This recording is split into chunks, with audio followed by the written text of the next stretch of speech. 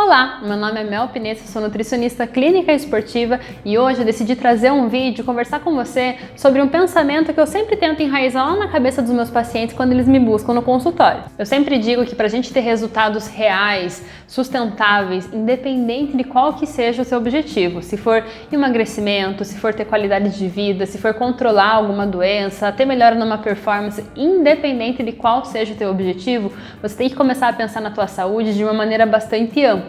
E eu sempre trago para meus pacientes que existem 4 pilares da saúde que a gente precisa prestar atenção. E pensa nesses pilares como se fossem 4 pezinhos de uma cadeira. Sem um deles, ela simplesmente não vai se manter em pé. Você não vai ter os resultados que você quer e talvez seja exatamente por isso que você não esteja tendo os resultados que você tanto deseja. E então eu decidi fazer uma série de vídeos contemplando cada um desses pilares para você melhorar a tua relação com a comida, ter melhores resultados e você perceber que nem tudo é na base de força, foco e fé. O primeiro deles, como nutricionista, eu vou dizer para você que é o pilar da alimentação. Existem algumas regras que elas são inegociáveis para o teu corpo, que ele precisa disso para funcionar de uma maneira ampla, de uma maneira mais completa. Por exemplo, o teu corpo ele precisa de um bom aporte de fibras. Quando você consegue oferecer esse aporte de fibras adequado, teu intestino vai funcionar melhor, a tua microbiota vai ser completamente diferente. Essa microbiota mais equilibrada vai ter uma relação imensa com o seu metabolismo, com o tipo de fome que você tem, até com controle de mais fome, mais saciedade. Mas por outro lado, se você consumir muita fibra sem tomar água suficiente, você vai arranjar um outro problema para o teu intestino. Você vai ficar mais obstipada, com mais retenção de líquido, mais distensão, o que vai te fazer ficar oscilando muito o teu peso,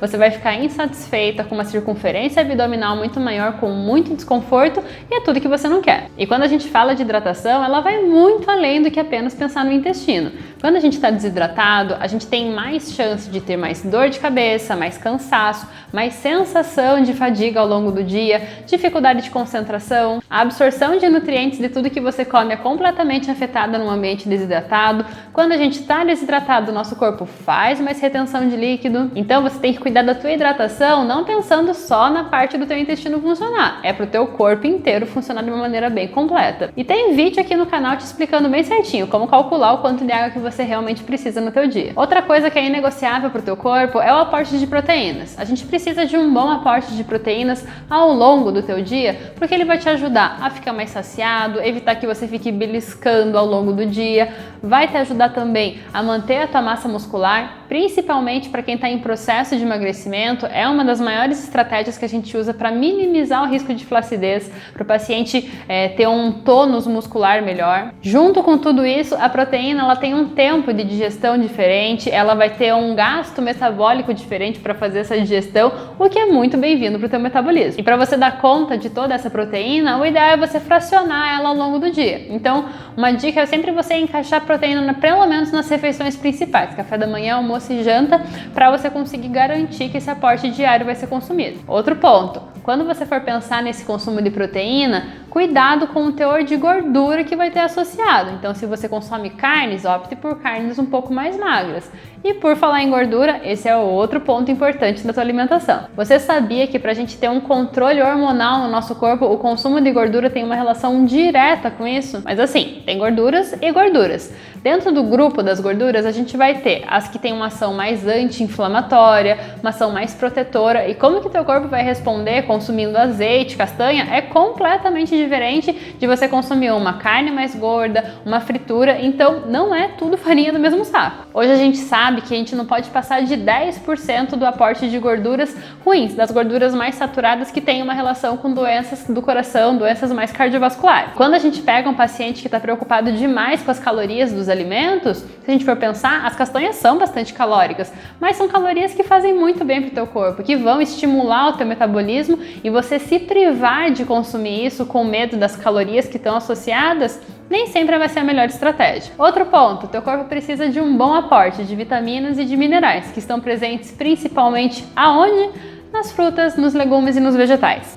Esses alimentos são ricos em antioxidantes, que são responsáveis por a gente ter uma imunidade um pouco mais resistente, ter mais foco, mais concentração, que a gente consiga executar todas as atividades do teu dia sem chegar num nível de cansaço e exaustão no final do dia. Faz a gente melhorar a recuperação das atividades que são feitas, então não é só pensando em carboidrato e proteína no pós-treino, a gente precisa pensar no aporte desses antioxidantes também. E uma dica para você variar isso é você variar as frutas que você consome, variar os vegetais que você consome pelo menos 3 frutas por dia, super bem-vindo, e preferencialmente que elas sejam diferentes ao longo do dia. Eu reforço isso porque às vezes a gente tem uma tendência a comer muito, gostar muito de uma fruta específica, e se você não prestar atenção, você fica o dia inteiro só com uma porção e às vezes com uma variedade muito pobre. E quando você varia essas frutas, esses vegetais, esses legumes, você se expõe a diferentes vitaminas, antioxidantes, diferentes minerais, e isso o teu corpo também está naquela regrinha dos inegociáveis. E quando a gente fala desse pilar, especialmente para quem faz atividade física, a atenção tem que ser mais do que dobrada,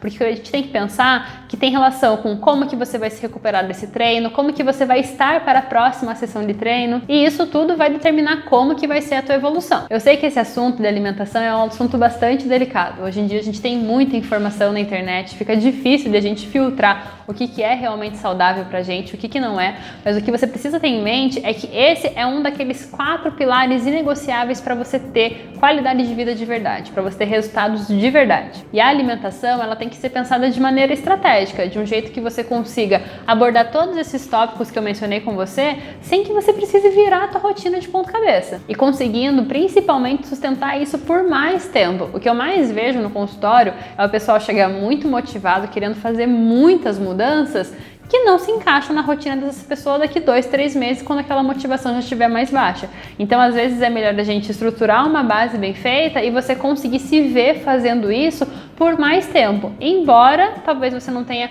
todo o resultado que você vai ter, mas eu te garanto que daqui 5 meses, 6 meses, 1 ano, o resultado acumulado que você vai ter vai ser diferente de tudo que você já teve até agora. E esse é apenas um dos 4 pilares que eu comentei com você. Diz aqui pra mim nos comentários se você imagina quais são os outros 3 e quais são as suas maiores dificuldades para fazer esse pilar estar bem estruturado, que eu vou te ajudar. Um beijo e até a próxima!